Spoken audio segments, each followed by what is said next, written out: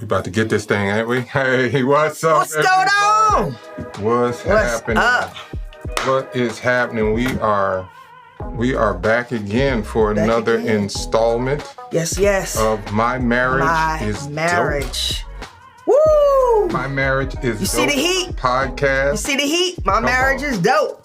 My marriage is dope. These marriages be dope out here in these streets. I just got. Come on, what's pop it. What's the young Pop folks that say? thing. Pop it. Pop that thing. Yeah. I don't know if they saying pop it. Listen, we old. You right now, no, you old, right? Because I know not even to try to attempt to say what the young folks are saying. You know. How you doing, man? I'm good. What makes you so good? Why you so good? I'm good. I've had a great day today. Mm-hmm. Other than having to do all of that driving. What you talking about? Yeah, the driving that you had me do. Didn't want to do that. But I adjusted. I made the adjustment. And y'all, he has me spoiled, right? Listen, I'm going to tell the truth. Talk about it. He has me spoiled with driving as he should. Right? Let's say that.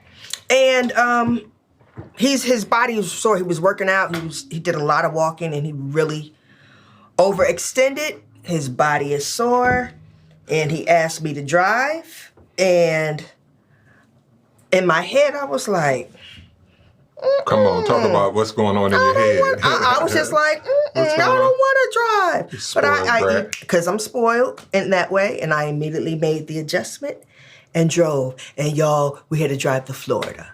Man, we had to drive a long way. McDonough, from where we are. It's like driving. For those of y'all who live in Atlanta, you know there's this ongoing, kind of a feud or battle, depending on where you live. If you live east of the city, it's like driving to South Carolina. If you live west of the city, it's like you going to Alabama. Crazy. If you live south, it's like you feel like you're going to Florida. And if you live north, you feel like you're going to New York or something. Thank you, baby. So you're welcome, honey. You see how we got each other? You know what I'm saying? The lips are chapped. Don't leave your man just hanging. You know what I'm saying? Help him out. Leave him out there. Leave him out there. No. So today, man. Today. Mm-hmm. I was thinking, does Shirley treat me like a boyfriend? Like, is she my girlfriend? Right? And so, I was thinking, man, what, like back in the day, 27 years ago, right? We met and it was something going on, man. Yeah, we actually had a very active dating experience. Very active, actually. We would, of course, the typical go to the movies, go out to eat, right? Shannon and I would go. We were living in Huntsville, Alabama, and they had this park. What was it called?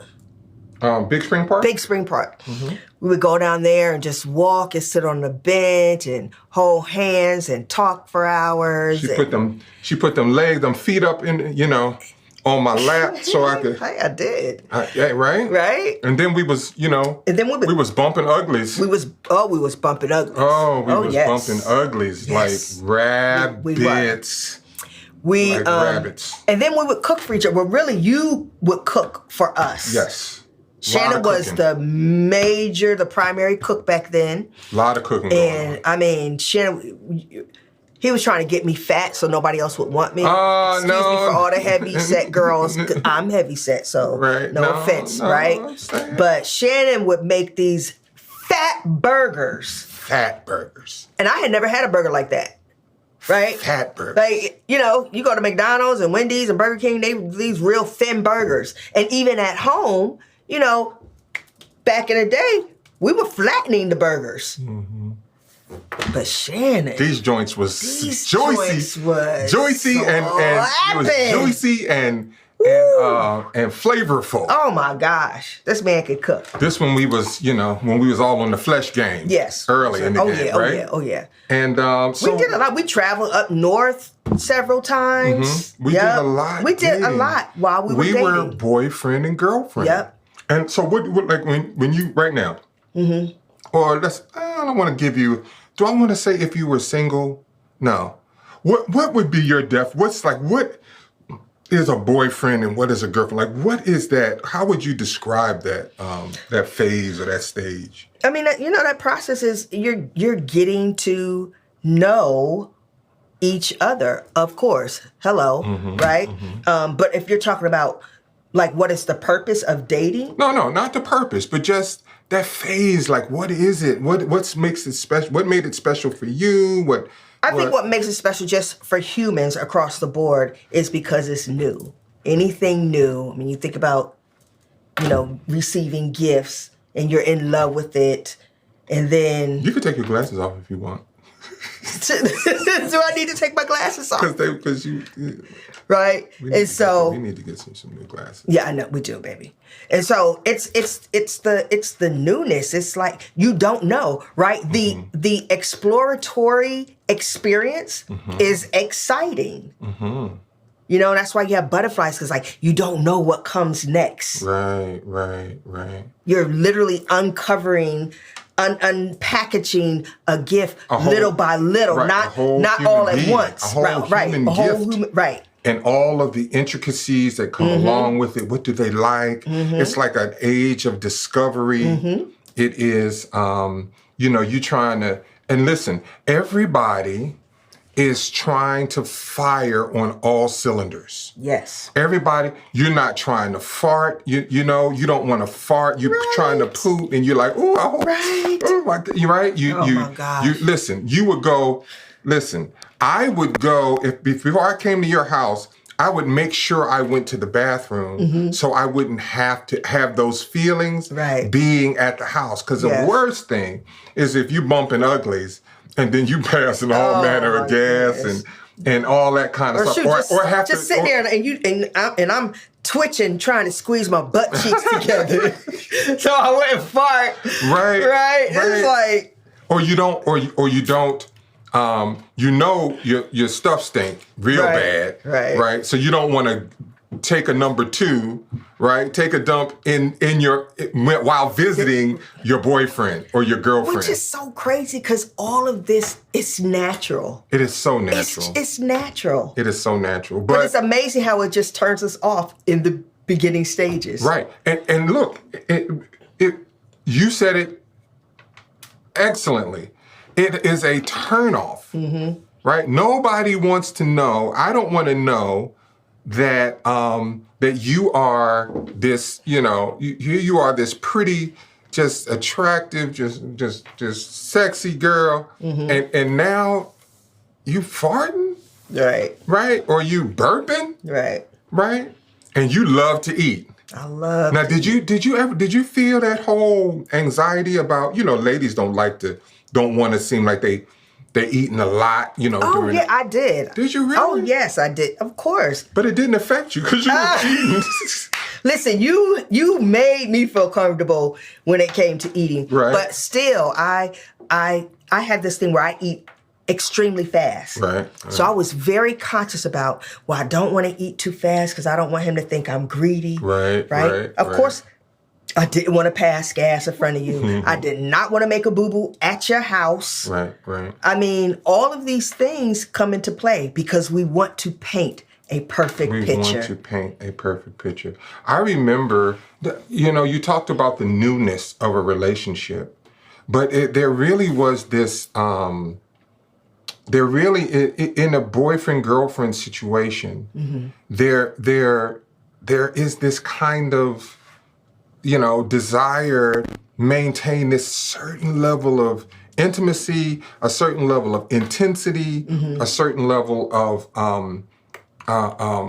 affection, like every area, affectionately, financially, like you want to be absolutely perfect, right? And so this idea of being your boyfriend, not just your husband, because it's different. Yeah, very different. Right, it's a different connotation. It's a different mindset. Sometimes, as your husband, I feel the weight of protection and provision. Yes. Right. If money is tight, if things are not the way they're supposed to be, I remember the absolute. I remember the transition from being your boyfriend. Yeah, listen, to being your husband. You are taking on a responsibility. As my boyfriend, you are taking on a task, and you can choose to not do the task anymore or do the task. And yes, as a spouse, you can still choose, but that decision is different. Right. It comes with so many dynamics to just be like, oh, I'm just going to not do this anymore. Right. Right? I literally am your responsibility. When you go to the altar, it's who gives this woman, to this man. The father is giving, he's saying, I'm no longer taking care of her. This is your responsibility. This is my responsibility. And at that moment, that's when there was a transition. I remember because we got married. Right. But then we had a wedding.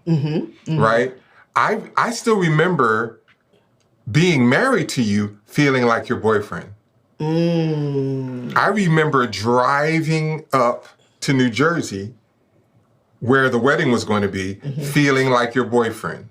Wow. But I remember there was a distinct transition from being your boyfriend to being your husband. Was it when we jumped the broom? It was when we jumped the broom. Right? Yes. You were my girlfriend walking down the aisle. Yes. You were my fiance. You were just so beautiful. I just remember our wedding. I remember our wedding pictures. Yes. It was just you were so gorgeous. And we jumped that broom. We were standing in line greeting everybody. Right. And I'm like, shit, I'm married. I'm married. Like, I literally have to make sure her needs are met. Right. So then there was this transition, and admittedly, I got to admit to you and to the people, I left the boyfriend behind. I left the boyfriend in the dust. There was no more boyfriend. No. Right. No. I'm no boyfriend no more right now. I don't have no time to be. Because you're thinking what? I'm thinking I got stuff to do. I can't. There are things to do, and then soon into our marriage, we got pregnant. Yes, very. So now it's like, whoa! Right.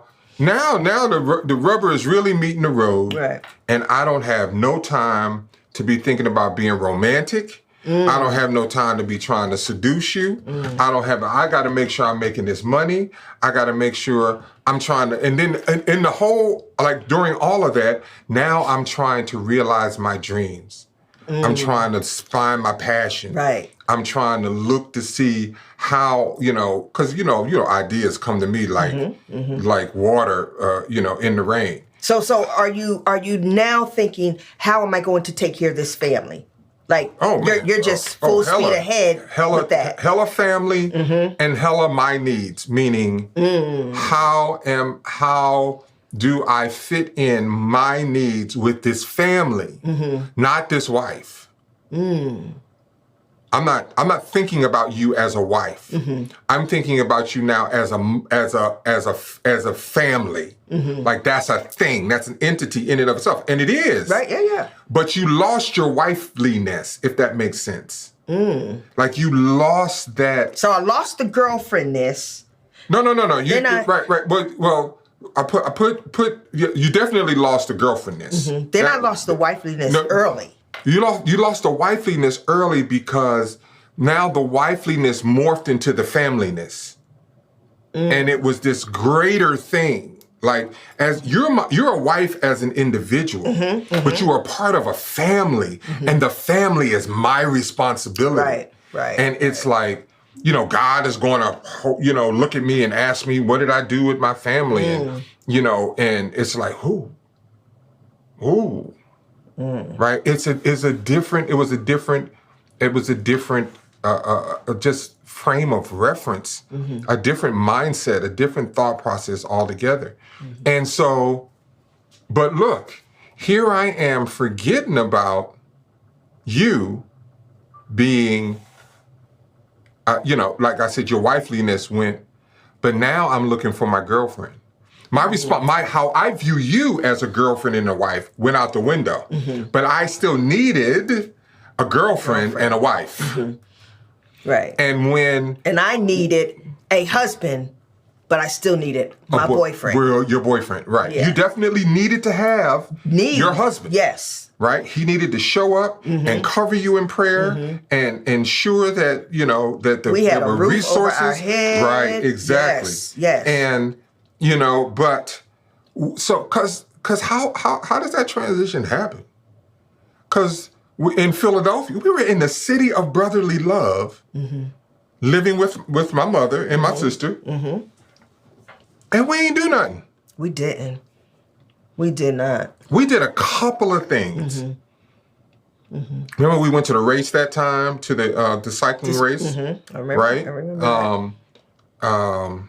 We went to the movies a couple of times, but all of the culture, all of the jazz spots or the neo soul spots, like neo soul was huge then, and they were little open mics and little wonderful events that we could have gone to, and we didn't do none of that. We didn't, and that's why it's. And it's not like we didn't have the money. Right.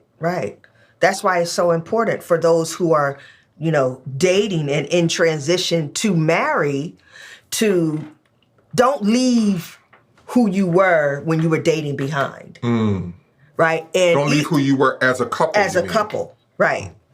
And some of you may say, well, we didn't have a strong dating experience, but you know what you would have wanted it to look like. Create that, right? Because we have to understand that whatever environment we are in, we have created it. Good, bad. Good, bad, or indifferent. Indifferent. We have created it. Yep. And so these environments are,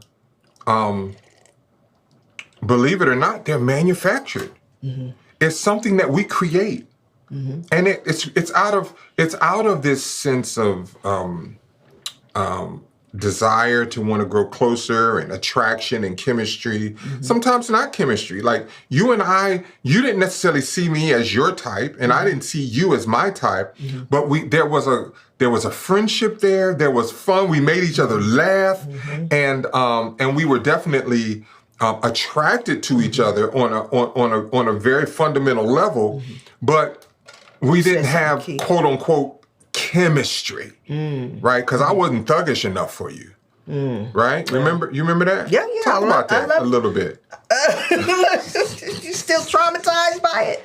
Yes, I loved the thugs, and he had his pants up to here. Come on, you keep saying that my pants were. His belt, he had his little belt, and he was just like, he came out the military, had his thing buttoned all the way up to the top. I was like, ooh. I wasn't buttoned all the way to the top. He is such a nice little nerd. No. You were the nicest, funniest little dork. I was fly, man, in my head. No. I was so fly in my head. I wasn't fly. I know you were. But listen, you said something key. What's that? The friendship part.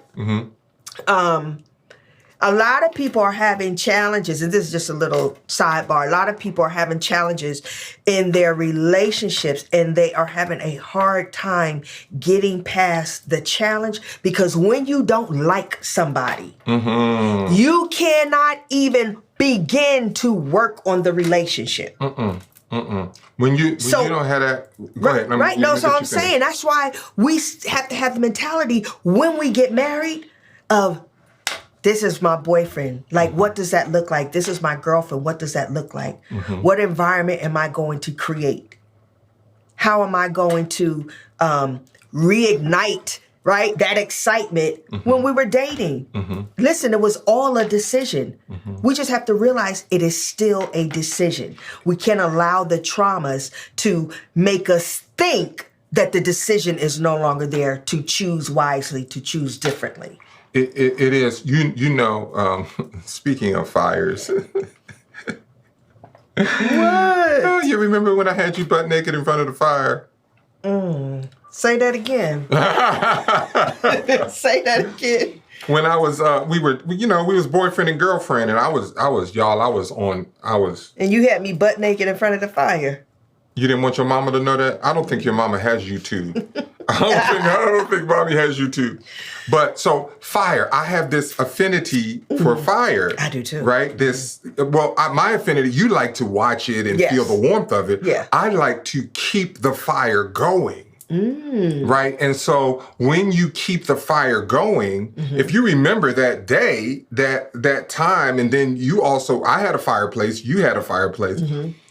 I had to keep the logs moving. Oh, you love that. Oh, yeah. Right? I had my little poker stoking it. Yeah. Right? Moving it around and knowing when to put the next log on and not letting it get down too far. Right? That's what's happening when we're dating. That's what's happening when we're boyfriend and girlfriend. We are moving the fire around and knowing the right time to put the log on. And if reciprocally, we don't know how to do that, the fire goes out. Yeah. Yeah. And if you're in the dating space, right? When the fire starts going down and going down and going down, that's when you start losing interest. Right. And you start moving on to the next. Come on. Correct? Come on now. High I was going to bring five. it around. High Come on. This is what I do. I do this. You do this. I do this, right? So the fire starts to die. And what some people do is instead of going through the work that it takes to restart the fire, they just let it die out completely. And then they build a whole new fire.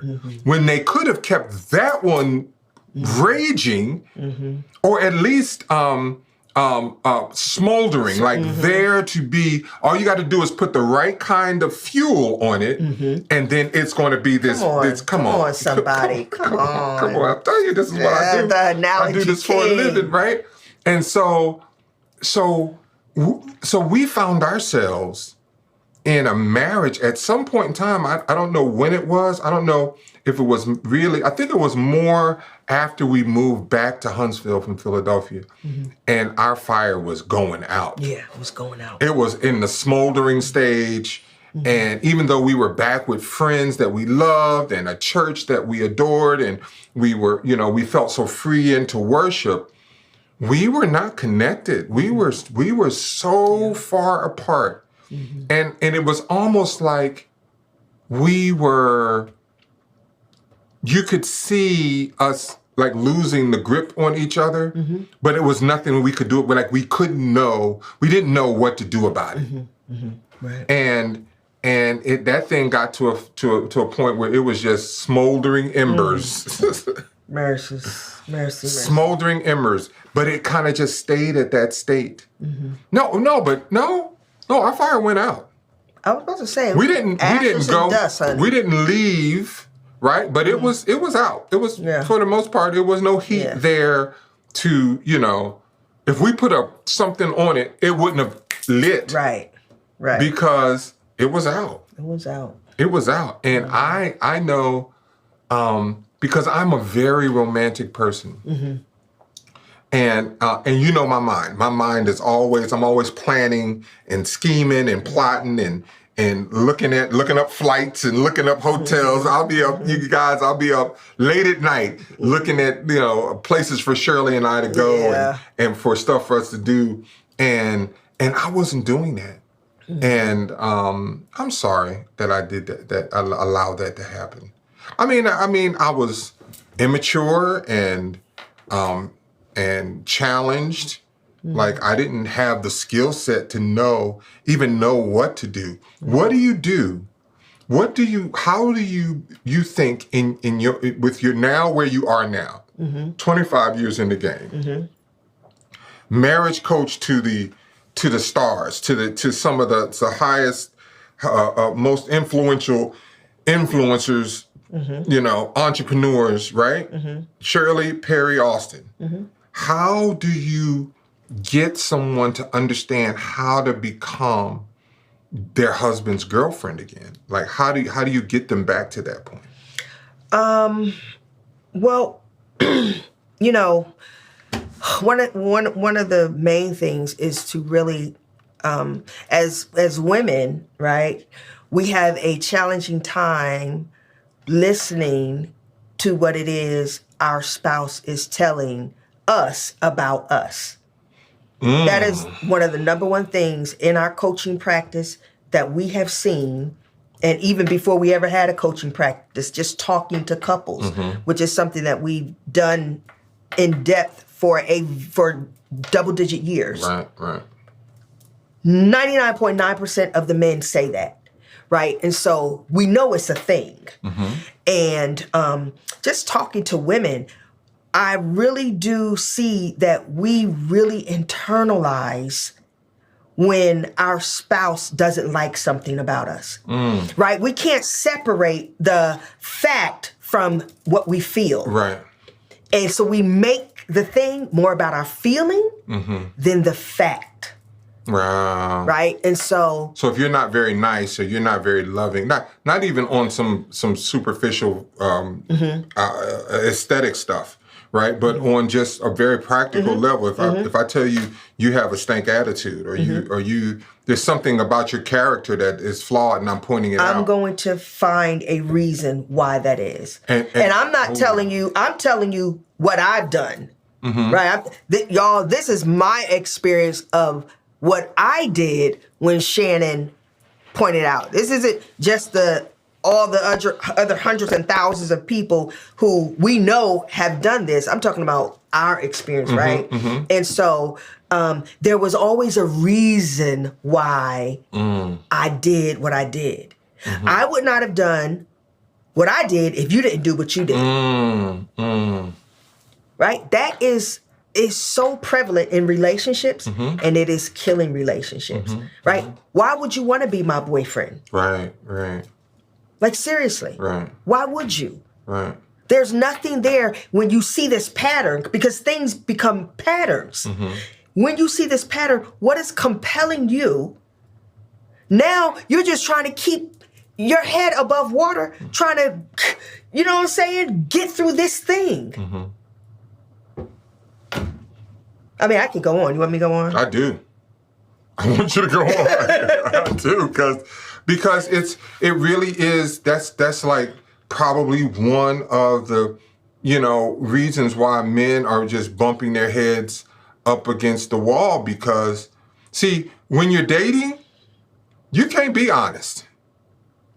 Relationships where people are. When I say honest, it should be. No. When I say honest, I mean, hey, while we're dating, I say, I know something about you. You kind of selfish.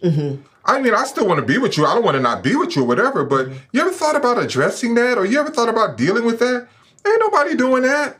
And for all of you who are watching that are dating, allow somebody to tell you that. And you tell somebody else that. And if they cannot receive it, that is a yellow flag. But to your point, instead of examining the facts, like asking the questions, why would you say that? Right. What is it about me that gives you that impression? Right? Instead of asking those kinds of questions, we immediately get defensive, right? We immediately... we're going to protect ourselves. Our guard is going to go up. Protect mode. And we are going to attack. Yes. That is what we do as women. And the attack is the deflection. And the attack is the deflection. From the truth. Yes. Because it's hard to see that I'm not perfect. Come on. That's hard for a woman. Come on. Right? We have this thing where, see, let me say something. When we went through our affair, one of the most challenging things for me was the fact that I had not ever been in an affair. So you were the enemy. And I could not see. You would say, honey, you're doing X, Y, and Z. To me, it didn't hold a candle to you having an affair. Right? To the things, my deficiencies. Right? And so now, 27 years in, I understand that, couples come to us and they say, oh, he's cheated or she's cheated and all of that. And so then when we say, well, what are the challenges that you have with your wife? You've cheated, but what are the challenges you've had with your wife or your husband? And then they'll say what it is. And I'll say, well, do you realize that you cheated as well? No, I did not. I did not cheat. I wasn't out here messing with no other man, and I wasn't out here messing with no other woman. No. But what you did do was you disrespected them. You embarrassed them in front of people. You allow your parents to run your household. You withheld sex from them. You abandoned them emotionally. That is a form of cheating. That is not being faithful. Right? And so we put these things in boxes and then think that because we're not in that box, then we're straight. We're straight, and you don't have the right to talk about me. But the damage is equal, and sometimes greater. Yep. Right. Not to diminish, an adulterous affair, but I would say to you all the time, like, okay, so let's say I didn't cheat. Would you want me to be sitting in these feelings? Right. Would you want me to be feeling like would you be wanting me to there were times I wanted to just end my life. Like this is it. And people would say, why would you end your life? Why don't you just go on? Like I'm not really, it's not that simple for me to just move on and leave my children and that was not how I was made up. And, I wish I was, at the time made up to not, be unfaithful with my wife, but, I didn't kill myself at least, or I didn't, kill you, or I didn't, all these other, outcomes that we could have experienced, right? But we lose sight of the fact that that having those types of relationships, those kinds of closeness, requires the one of us or us individually to really, really look deep at who we are, what we're providing, what we're bringing to the table, and are we adding value, right? The value add had decreased so much to the point where, we were just kind of throwing up our hands and saying, oh, well. And I think, of course, we turned the corner, but even now, I think that we could even grow even further by looking at how we can move further into that space of that boyfriend and girlfriend. Like, we solidly husband and wife. We're not going nowhere, right? We're here, right? So we might as well have fun. Yeah. We might as well enjoy each other. We might as well, just experience life on a really, really high level. And then another thing, right? When we're dating, we have so much compassion and empathy for the other person. Why do you think that? We are so understanding because we want to come off a certain way. We don't want to come off like we're impatient or I don't got time to deal with all of that. We don't want to know, right? Who wants to look like that person? And so when we're married, right? Then the impatience, it shows. The lack of compassion, and it's like, well, wait a minute. When we were dating, right? That was there.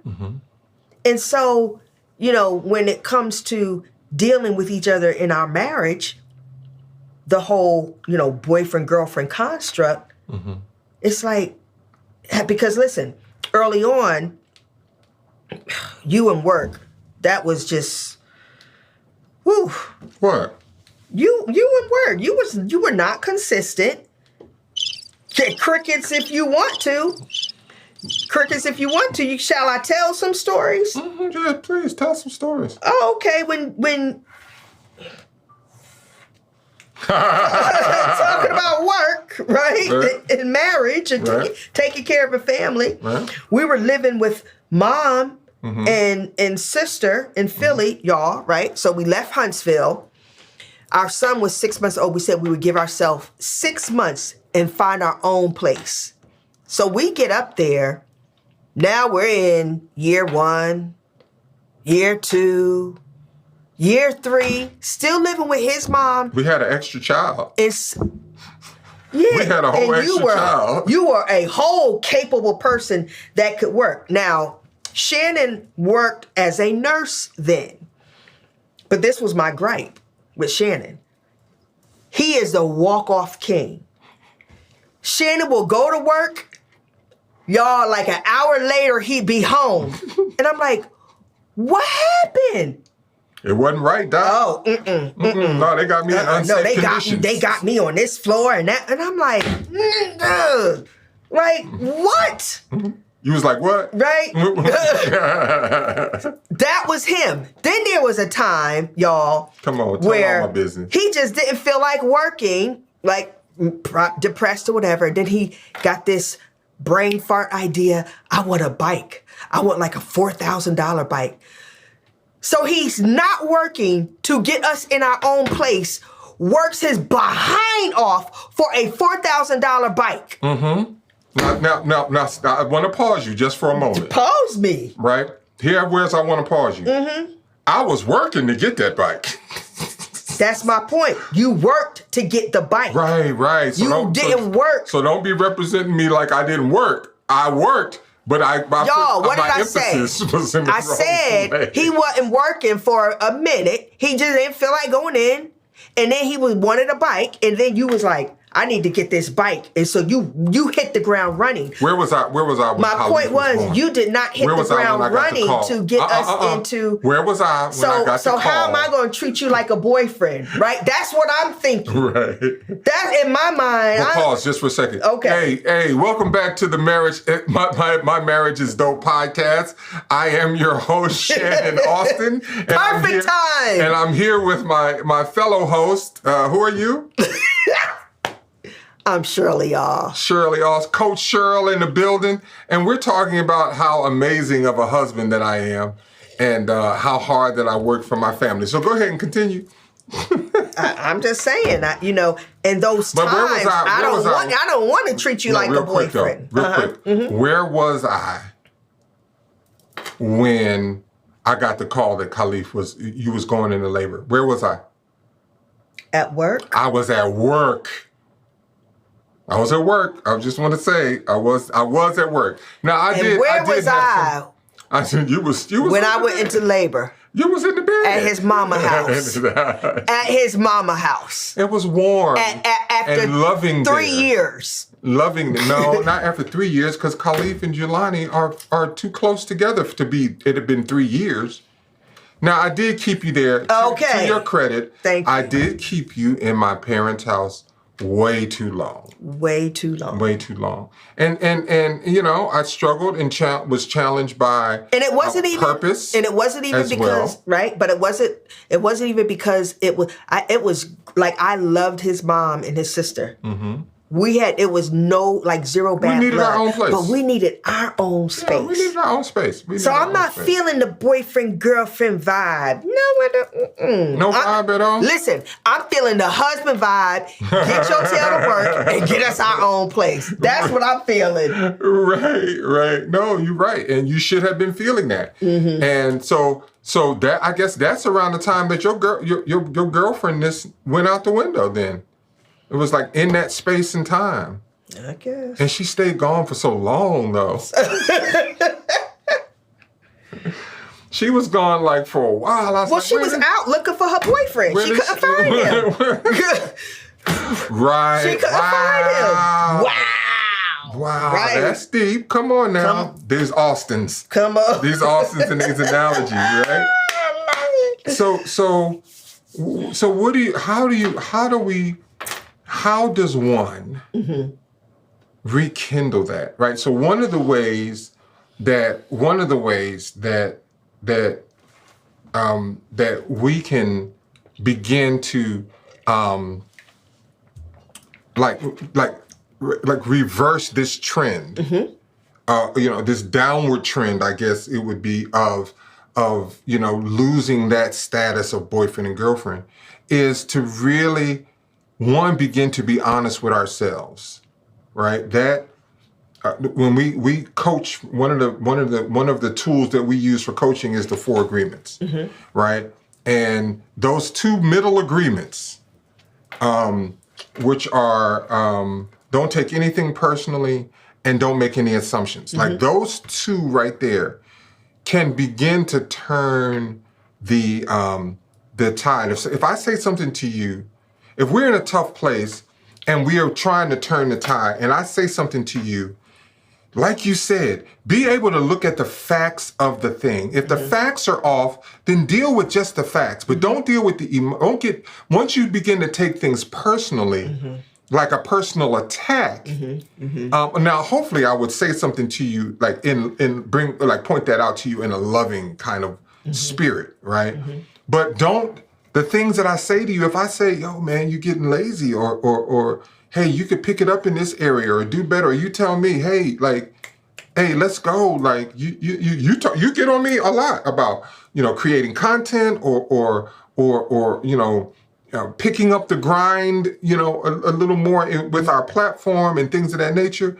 And I have to listen to that and be willing to accept that a constructive criticism and not take it personal, right? And then I can't assume, oh, she's feeling this, or oh, she's thinking that, or I can't make those assumptions. I have to ask the necessary questions in order to find the clarity that I need, and that will free me up to move on to the next phase that I think that folks should go into. But go ahead, you were about to say something. Well, I was about to say that's deep. Everything you said is true, and that's a little deep, meaning a little more under the surface.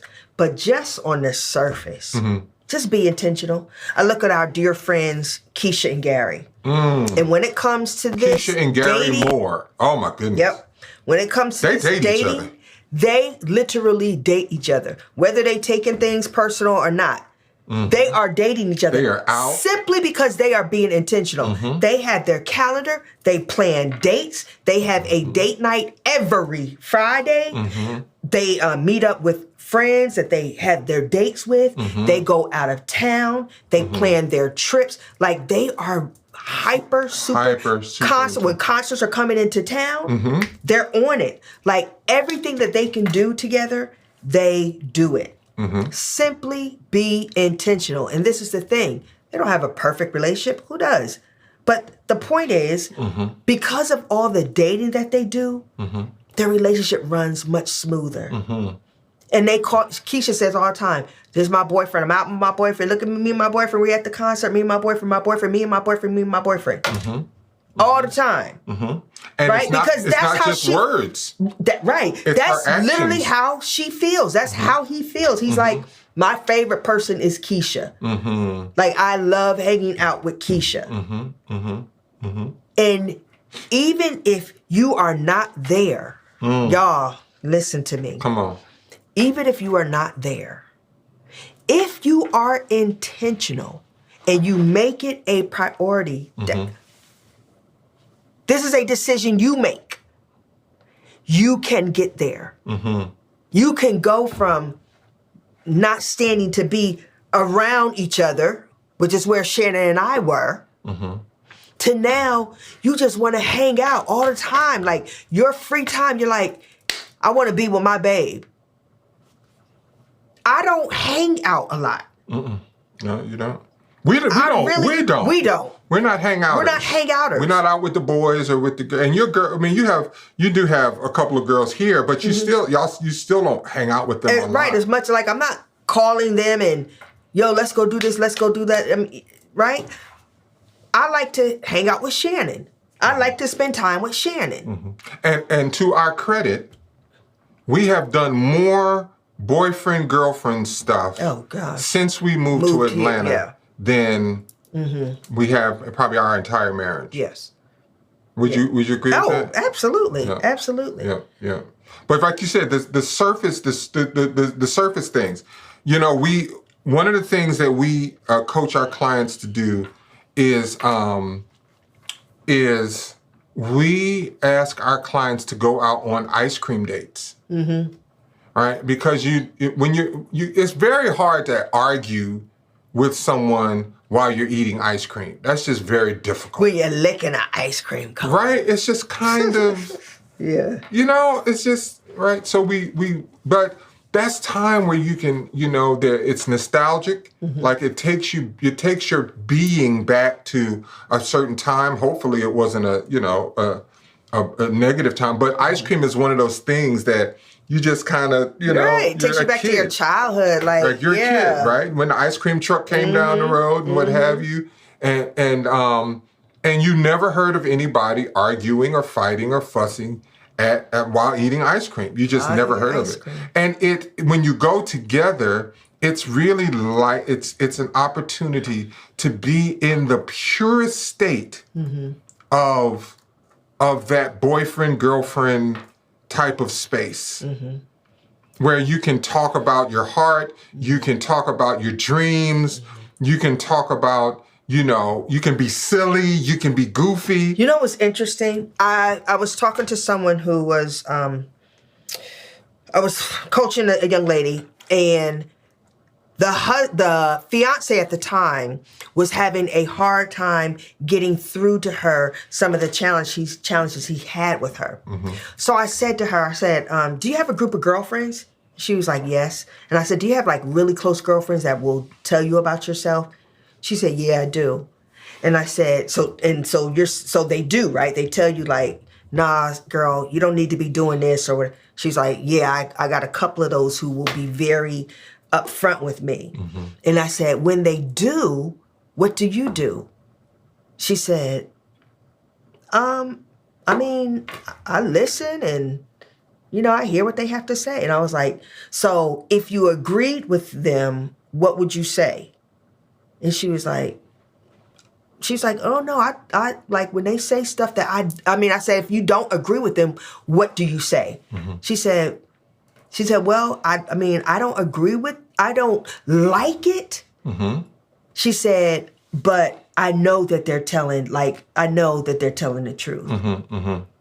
And I said, why don't you do that with your husband? And a literal light bulb, or your fiance, a literal light bulb came on with her. Because she allowed her girlfriends to hold her accountable and to check her. But she wouldn't allow her. But when her it came, husband or fiance. Most of us are like that. Most of us are like that. Listen, Keisha came to the house and like got on me for real about something serious. And I completely changed. It was about the boys. They were little kids and I was a yeller. She came to the house, brought a book, and was like, Shirley, I know you love the boys and everything, so this isn't about any of that, but, just when you yell at them and what it can do. And she read a passage out the book. And since then, I have been very cognizant of my parenting. Now, if you had said that to me, it would have been fire and brimstone. Why? You know what I'm saying? Right. Like, we got to stop treating each other like the enemy. We got to stop thinking the worst of each other.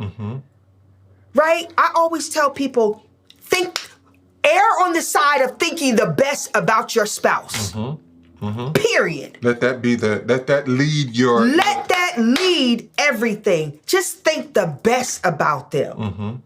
Because once you think the worst about them, you're going to think they're attacking you and they're trying to get one up on you and they want to make you feel like it's all these narratives that are created. Nobody can have a boyfriend-girlfriend connection and dynamic in a marriage with that type of mentality and you can't have a boyfriend-girlfriend relationship. Like if you have that kind of contention in a marriage, in a premarital relationship, that's not going to last. That's right. That's not going anywhere. That's not going to yield any positive fruit. And people really, really need to accept the fact. Like this was one of the things that helped us to really kind of shift. When I would say to you, babe, I'm not the enemy. Like that had to eventually click with you. Yeah. It didn't click right away. No, it didn't. Right? You were just like, no. It was just, your dukes were up. Now, one of the reasons, probably one of the reasons why you were able to receive that though from Keisha is because you did not feel attacked by her. Yes. Right? So Absolutely. there are ways that we can communicate That's with right. each other that creates this kind of safe environment that allows our spouse to come to us and say what is on their heart or something that they have observed. But anything else is criticism. Right. So, which is interesting you say that because you'll hear spouses, especially the males, right? But male and female. So let's just not even make one sex over the other. Say, I'd share with my spouse something and they're not listening. They won't receive it. And you do have to look at, well, how are you delivering it? If you're coming in with a certain kind of posture, if your tone is not right. And I will say a lot of times, the men have a hard time saying it because men are so matter of fact. You know what I'm saying? Getting straight to the point. Getting straight to the point, and we take that as them being mean, right? And so I think as men, you guys need to tone really is a serious thing. I mean, men and women. Men and women, definitely, because there's some women out there with some slick mouths. Yes. With some foul tones. Really, Some evil facial expressions. Right? If looks could kill, folks would be just dropping. You're so stupid.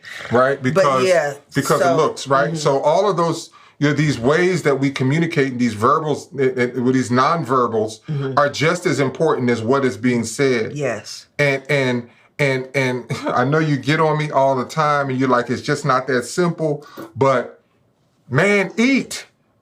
Y'all stop having these deep conversations out there, and y'all hungry because y'all are nipping at each other and really, going after each other. And you don't realize that you're doing it because you're hungry. You're not doing it because you're just trying to share your heart. Like you actually hungry and you nipping at somebody's heels, and it's like, where is this coming from? Well, I don't like this attitude. You always, right? And watch that. Watch those you always, you never. Those types of that type of terminology does not endear somebody to you. Yeah. And the goal to get back to that kind of girlfriend, boyfriend space, like we know it's not fairy tales. Right. And I'm not talking about the fairy tale. Yeah, for sure. No but doubt. That place where your palms are a little sweaty, like, where you're getting dressed for her. I'm getting dressed for you. Or I'm laying out a particular outfit and I'm like, oh, she gonna think I'm fire in this. Like getting to that point takes the ability to be able to respond in a non-confrontational way, right? A way that is not steeped in criticism. Nobody wants to hear you always this. You don't never do this. You just ain't know this. No one wants to hear that. Yep. So one of the pieces of homework that we can give you guys is both of you definitely the ice date. cream date. Definitely the ice cream date. And then plan a date. Right? And not your typical date, not the typical thing that you've done. Right? What are you talking about? Like what? Give me an example. I mean, when that one time you took me on a date was Christmas, Christmas time. And you know how you have towns that like all the houses on like the block lit up and there's music to there. It's a whole light show. This past Christmas. Yeah. So this past Christmas, one of the things we did, we got in a car and we went and we sat in the neighborhood. So let's explain it a little more. So there's houses with light shows, right? and the light shows are programmed to music. And so what you do is you go, it's like a kind of a stroll, right? You go to the house, and then you tune your radio station to a particular channel, and then the show starts. And we roll down our window. That was fun. That was fun. That was very fun. We rolled down our windows and we cocked our feet up on the dash, and it was cold, so we had the heat on out, inside the car, and the cold air coming through, and we sat and watched, and listen to the music, to all the Christmas, all the songs you love, Santa Claus is coming to town, and the lights were to the music. We're programmed to the music. Yes. Yeah, that was pretty cool. That was pretty cool. Right, so just something different, other than what you've already done. I took you on that, but you are the one that came up with that. I suggested that. Yeah. And you were so I was reluctant against it. I was like, oh my God, that's going to be whack. Shannon was not feeling it, but he was like, let me do it because it's what she wants to do. And then he loved it. I loved it. Yep. It was so much fun. It was fun. And then we went and had pizza. And we had, which I shouldn't have ate. Yep. I know. Right? Quick fire question. Right. If you had to describe me as a meal, what meal would it be? If I had to describe you as a meal, it would be a, what's the name of the place? What? What's the name of the place?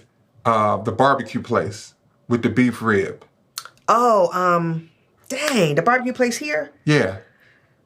Brothers. Fox Brothers. It would be the Fox Brothers plate rib, drenched in some sort of good, tangy barbecue sauce.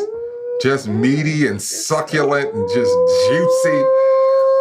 Just messy. It's just messy. Just juice all over, right? And which I don't eat anymore, but if I had to describe you, right? And with a cold, perfectly sweetened Arnold Palmer. That would be the meal. That would be the meal. All right. Quick fire question for you. Uh-oh. Alabama or Time Auburn? is up. Oh, come on, Alabama, baby.